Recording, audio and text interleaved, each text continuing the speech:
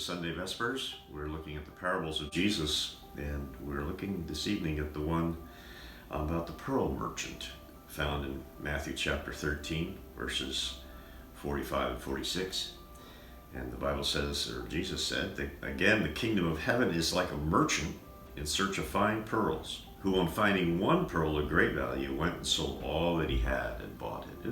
Very similar to the parable we looked at of the fellow who was digging in the field and found a treasure. What I noticed about this one is that the merchant was a seeker. He's always looking for that special pearl. When he found it, he realized it was more valuable than anything. And that reminds us of our need to be seeking first the kingdom of heaven. That there's nothing that compares with that. Always seeking for God's way, His kingdom, His righteousness. And as I read this parable, I was reminded of a hymn that we sing from time to time. It's almost 100 years old now, which is amazing.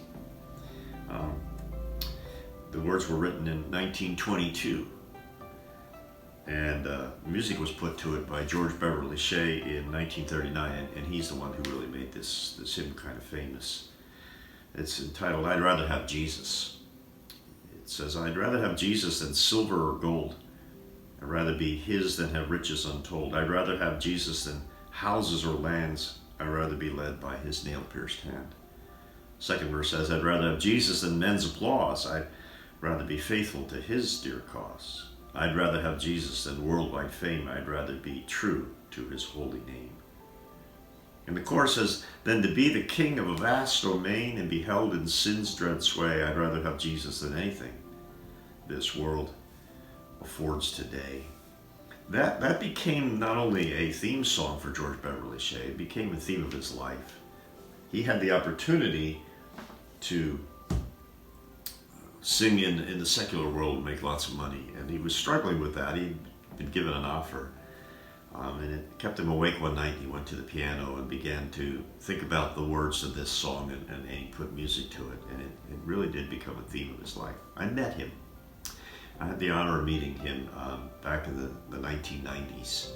He was in his 80s at the time, and he was one of those people that as soon as you meet them, you realize you're in the presence of somebody who is a citizen of the kingdom of heaven, who loves the Lord, who is a humble man. Although he was very well known and popular, he was just very down to earth and humble and kind and gentle.